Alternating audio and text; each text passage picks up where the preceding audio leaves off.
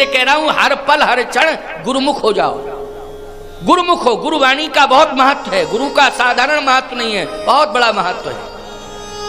यहां पत्नी को महत्व नहीं दे रहे हैं महाराज दशरथ, यहां अपने ज्ञान को महत्व नहीं दे रहे हैं महाराज दशरथ, नहीं तो बुद्धि से निर्णय ले लेते। वेद विदित हैं दशरथ नाउ, यहां बुद्धि को भी महत्व नहीं दे रहे, यहां पत्नी ज्ञान को महत्व नहीं दे रहे हैं, यहां तो गुरुदेव भगवान को महत्व दे रहे हैं कि अब तो गुरुदेव की शरण में जाऊंगा, जैसा वो बताएंगे वैसा ही मैं मानूंगा, और सुनने के बाद फिर विस्तार पूर्वक वर्णन करूंगा। पत्नी से भी कहूंगा और प्रजा से भी कहूंगा, बाद में कहूंगा पत्नी और प्रजा, क्योंकि राजा हैं तो केवल पत्नी तक सीमित नहीं रहना है, प्रजा तक भी तो सीमित, प्रजा तक भी तो पहुंचाना है संदेश, इसलिए प्रजा तक संदेश पहुंचाऊंगा। लेकिन जब तक गुरुदेव की वाणी से मर्म नहीं समझ लूंगा तब तक नहीं। धन्य है, यही समझदारी होना चाहिए, समझदारी यही होनी चाहिए। गुरु की बहुत बड़ी महिमा है। आजकल परिवार और पत्नी तक लोग सीमित हैं, गुरुदेव के लिए तो हवाई सर्वे होता रहता है, गुरु जी के लिए। हाँ, वो गुरु जी हैं हमारे, जाते हो? कभी कभी चला भी जाता हूँ और नहीं भी जाता हूँ तो फोटो घर में रखी है और आरती कर लेता हूँ। अच्छा। कभी उनकी वाणी सुनी? हाँ, सुन लेता हूँ, फुर्सत कम मिलती है इसलिए कम सुन पाता हूँ, लेकिन कभी कभी सुन लेता हूँ। और नहीं सुनता हूँ तो समझता सब हूँ, ऐसी बात नहीं है, मैं सब समझता हूँ। ये भी कहेंगे मैं सब समझता हूँ, ऐसी कोई बात नहीं।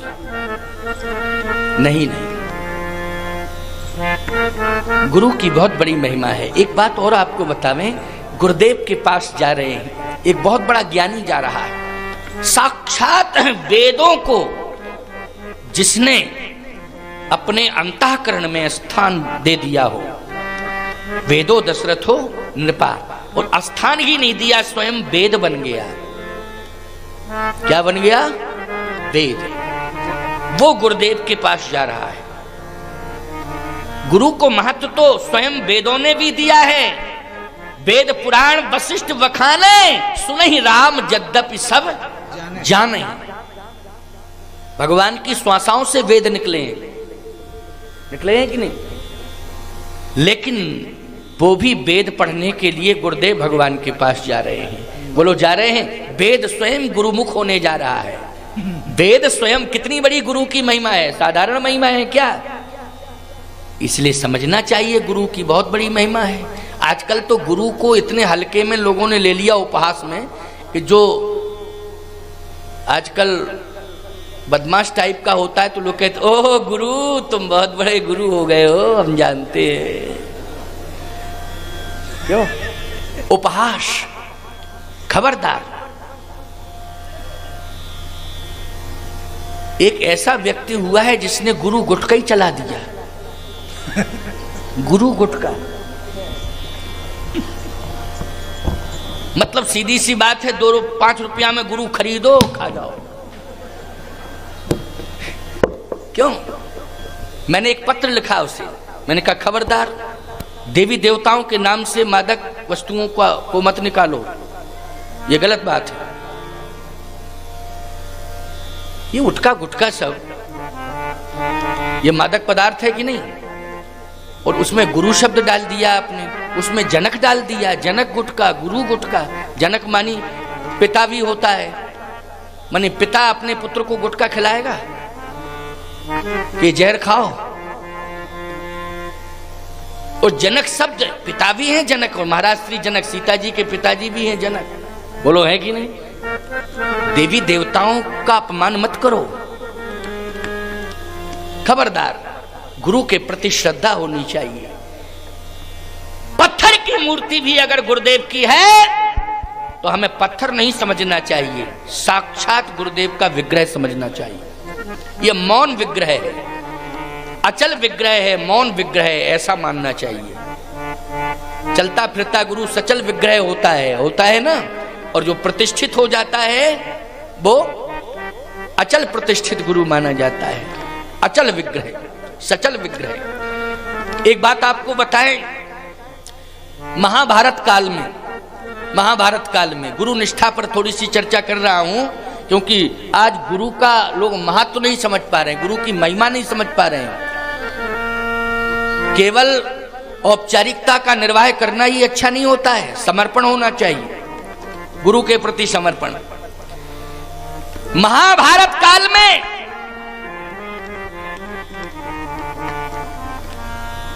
द्रोणाचार्य जी गुरु की भूमिका में, बोलो है कि नहीं? कृपाचार्य जी भी गुरु की भूमिका में हैं, लेकिन बहुत प्रचारित गुरु हो गए हैं द्रोणाचार्य जी महाराज, और श्रेष्ठ धनुर्धर हैं। उनसे बड़ा धनुर्धर कौन होगा? अर्जुन को श्रेष्ठ धनुर्धर किसने बनाया था? द्रोणाचार्य जी ने बनाया था। लेकिन आपको मालूम है एकलव्य भी गया था। अच्छा, प्रतिभा है कि नहीं? बोलो, एकलव्य प्रतिभा है, लेकिन निम्न जाति का है। निम्न जाति का इतना है कि निम्न जाति में पैदा हुआ है।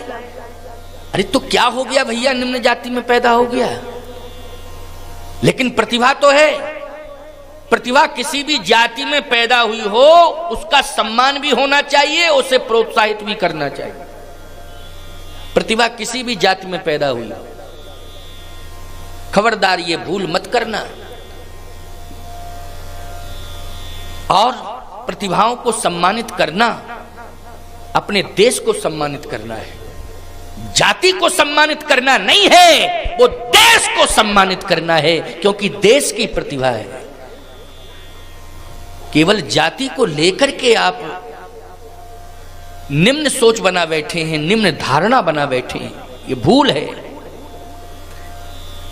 निम्न जाति में पैदा हुआ एकलव्य, लेकिन प्रतिभावान है, और अर्जुन से भी श्रेष्ठ प्रतिभा है। बोलो है कि नहीं? अर्जुन से भी श्रेष्ठ प्रतिभा है, लेकिन द्रोणाचार्य जी का आकर्षण अर्जुन के प्रति है। अब आप कहो महाराज आप तो गुरु जी की महिमा का वर्णन कर रहे थे, यहां तो टिप्पणी शुरू हो गई गुरुदेव पर। सुनते जाओ पहले तो, महिमा इसमें भी वर्णन, गुरु की महिमा ही आ जाएगी कि कितनी बड़ी महिमा है, तो सुनने की जरूरत है। भाई कारीगर मकान का निर्माण करता है तो अपने हिसाब से ईंट पत्थर लगाता है, उसमें लोग कहें कि वाह इतना बढ़िया पत्थर तुमने 2 टुकड़ों में कर दिया, तो कहता सर बनाने दो, जब प्लास्टर कर दूंगा तब बताना आप। जब इस पर प्लास्टर हो जाएगा तब बात करना मुझसे कि कितनी सुंदर दीवार लगती है। निर्माण कर रहा हूं अभी, तो तोड़ना ताड़ना पड़ेगा, लगाना पड़ेगा, अपने विवेक से काम करना पड़ेगा। लेकिन समझना गुरु की कितनी बड़ी महिमा है, गुरु महिमा पर ही बोल रहा हूं। इसमें महसूस करोगे कि आपको लग रहा है कि गुरुदेव पर टिप्पणी की जा रही है। नहीं नहीं, आकर्षण अर्जुन के प्रति है। आप कहोगे इसलिए कि वो पैसे वाला है। नहीं, अगर पैसे वाले की बात होती तो दुर्योधन के प्रति भी होता। क्यों भाई होता? वो तो हस्तिनापुर का नमक खाया था, इसलिए भीष्म पितामह, द्रोणाचार्य, कृपाचार्य सभी तीनों लग गए। बाकी आकर्षण दुर्योधन के प्रति नहीं है, आकर्षण किसके प्रति है? अर्जुन के प्रति। वो अर्जुन के प्रति आकर्षण केवल द्रोणाचार्य का नहीं है, भगवान कृष्ण का भी है। बोलो, अर्जुन के प्रति आकर्षण केवल द्रोणाचार्य जी का है कि भगवान कृष्ण का भी है? भगवान कृष्ण का भी है। और पूरे महाभारत में अर्जुन पर भरोसा है भगवान कृष्ण को। बोलो है कि नहीं? ये श्रेष्ठ धनुर्धर है। इसका मतलब है आकर्षण द्रोणाचार्य जी का भी अर्जुन के प्रति है, और आकर्षण भगवान का भी, मतलब गुरु का भी और भगवान का भी, दोनों का आकर्षण किसके प्रति है? अर्जुन के प्रति। लेकिन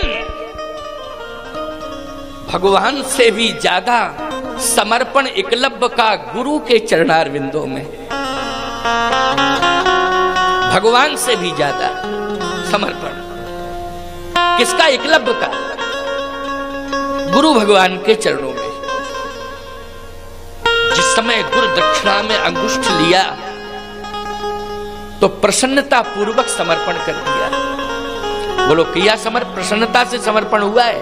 अंगुष्ठ को समर्पित किया है तो रो करके नहीं, बिलक के नहीं, तड़प के नहीं, गिलानी महसूस करके नहीं, मांगा है, प्रसन्नता हुई कि गुरुदेव ने मांगा तो है। गुरुदेव मुझसे अगर कोई चीज मांग दें तो क्या कहना फिर? वैसे तो मांगना नहीं चाहिए, लेकिन अगर मांग दें तो फिर कहना क्या? आज गुरुदेव ने मांगा है और ऐसी चीज मांगी, अगर संपत्ति मांग देते तो मैं कहां से देता? उसका विचार कितना पवित्र है, सुनिए तो जरा। कहीं गुरुदेव कह देते कि 10 करोड़ रुपया लाके दो, 2-4 किलो सोना लाके दो, तो बोलो उसके पास था क्या? गरीब को कौन देता? कौन देता गरीब को? लेकिन एकलव्य प्रसन्न हो रहा है कि धन्य है गुरुदेव भगवान, जो वस्तु मेरे पास है वही आपने मांगी,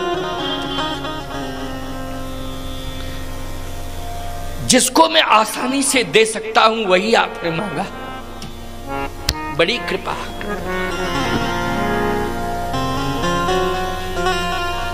सकारात्मक सोच है कि नकारात्मक सोच है? बोलो। अंगुष्ठ मांगा, ये तो मेरे पास है, किसी से पूछने की जरूरत नहीं है, मांगने की जरूरत नहीं है। ये भी नहीं मांगा कि अपने माँ बाप का अंगुष्ठ लाओ। बोलो भाई, ये भी कह सकते थे अपनी माँ का अंगुष्ठ लाओ, अपने पिता का अंगुष्ठ लाओ। बोलो। या यदि तुम गुरु भक्त हो तो फलाने का अंगुष्ठ लाओ। कठिनाई होती कि नहीं होती? जल्दी बोलो, होती कठिनाई? लेकिन मेरे पास जो है उसको ही मांगा, जिस पर मेरा पूर्ण अधिकार है उसको ही मांगा। धन्य है गुरुदेव भगवान। आपसे महान कौन हो सकता है? एक बात बताऊं आपको, सरदार भगत सिंह का जन्म जयंती समारोह था। कब था? ये परसों था। क्यों? कल परसों कब था? पहले दिन ही था जब मैं आया था, 3 दिन पहले। लगता है कि तारीख कौन सी थी? 28 तारीख को। 28 तारीख को मैं आया था। 28 तारीख से ही कथा प्रारंभ हुई। 28 को भगत सिंह जी के प्रति मेरी बहुत श्रद्धा है और बचपन से ही श्रद्धा है। जब मैं भगत सिंह के व्यक्तित्व को ठीक से जानता भी नहीं था, समझता भी नहीं था, अबोध था, तब से ही मेरी निष्ठा, मेरी श्रद्धा भगत सिंह जी के प्रति है। जब मुझे ज्यादा ज्ञान नहीं था इतिहास का, लेकिन ठीक प्रारंभ में पाठ पढ़ा, सुना और पढ़ा भी सुना भी, तो सुन करके ही श्रद्धा बढ़ गई। लेकिन ज्ञान उतना नहीं था, लेकिन सुन करके श्रद्धा हुई। जब फांसी की सजा सुनाई गई तो भगत सिंह प्रसन्न हो गए। उन्होंने कहा कि जो मेरे पास है वही मांगा है, और मैं अपना जो भी दे रहा हूं भारत मां को, जो भी मैं अपना दे रहा हूं भारत मां के लिए दे रहा हूं, मानी प्राण दे रहा हूं ना। फांसी का मतलब है प्राण। प्राण दे रहा हूं तो किसके लिए दे रहा हूं? भारत मां के लिए दे रहा हूं, अपने लिए नहीं, अपने खानदान के लिए नहीं, भारत मां के लिए। इसका मतलब है कि पूरा हिंदुस्तान ही हमारा परिवार है। ये भाव, मैं भारत मां के लिए प्राण दे रहा हूं। और ये फांसी मुझे मिल रही है, इसका मतलब है कि मैं अपना प्राण भारत मां के लिए समर्पित कर रहा हूं। तो किसी ने भगत सिंह जी से एक बात कही कि भगत सिंह जी, प्राण चले जाएंगे, बाद में लोगों को मिलेगा, तुम्हें क्या मिलेगा? तुम तो चले जाओगे। तो भगत सिंह ने फांसी के फंदे पर झूलने के पहले एक बहुत अच्छी महत्वपूर्ण बात कही थी कि तमन्ना है बस यही, एक ही तमन्ना है और कोई तमन्ना नहीं है। क्योंकि पूछा फांसी की सजा सुनाने वाले ने कि मरने के पहले तुम्हारी इच्छा क्या है? जिसको फांसी दी जाती है, फांसी की सजा सुनाई जाती है, उससे पूछा जाता है ना कि अंतिम इच्छा क्या है? तो भगत सिंह जी आपकी अंतिम इच्छा क्या है? अंतिम इच्छा बताओ। तो भगत सिंह जी ने कहा था तमन्ना है बस यही, इच्छा एक ही है, तमन्ना है बस यही, साधना शेष रहना चाहिए, हम रहें या ना रहें मेरा देश रहना चाहिए, बस एक ही इच्छा है और कोई इच्छा नहीं। हंसते हंसते फांसी के फंदे पर झूल गए, हंसते हंसते फांसी के फंदे पर झूले साहब। कहने का तात्पर्य मेरा यह है, एकलव्य को आज प्रसन्नता है। एकलव्य कहता है कि मेरे पास जो है वो गुरु ने मांगा है, अंगुष्ठ मेरा अंगुष्ठ मांगा है, और प्रसन्नता पूर्वक गुरुदेव को अंगुष्ठ दे दिया, प्रसन्नता पूर्वक दिया है। महत्वपूर्ण बात बता रहा हूं, ध्यान से सुनना, क्योंकि गुरु भक्ति भी जुड़ी हुई है। यहां महाराज दशरथ की गुरु भक्ति, गुरु ग्रह गए तुरंत, गुरुदेव के प्रति निष्ठा और विश्वास, इसलिए थोड़ा सा महाभारत का भी प्रसंग आ गया। अब वो तो व्याख्यान है भाई, प्रसंग तो अनेक आएंगे, लेकिन मूल बात तो वही है कि राम जी का जन्म होना है ना। तो राम जन्म के पहले तो महाराज श्री दशरथ जी के चरित्र का वर्णन करना ही पड़ेगा, तभी तो राम का जन्म होगा। और बिना गुरुदेव के घर जाए राम जी कहां से आ जाएंगे? हैं? हंसते हंसते प्रसन्न हृदय से प्रसन्नता व्यक्त की है और अंगुष्ठ दे दिया। अंगुष्ठ दिया तो गुरु के प्रति श्रद्धा बढ़ी, घटी नहीं। अंगुष्ठ देने के बाद भी श्रद्धा बढ़ी, घटी नहीं श्रद्धा। और जाकर के जंगल में एक वृक्ष के नीचे मिट्टी का चबूतरा बनाया और उसी मिट्टी के चबूतरे पर एक द्रोणाचार्य जी महाराज की मिट्टी की मूर्ति बनाई। देखो, अंगुष्ठ देने के बाद ही हुआ ये, कि पहले तो नहीं था, पहले नहीं था ये। पहले तो सजीव द्रोणाचार्य से धनुर्विद्या का ज्ञान सीखता था, लेकिन अंगुष्ठ देने के बाद मिट्टी के द्रोणाचार्य से ज्ञान प्राप्त किया कि नहीं किया, जंगल में जाकर के। लेकिन निष्ठा की बात बता रहा हूं, मिट्टी के द्रोणाचार्य को स्थापित कर दिया।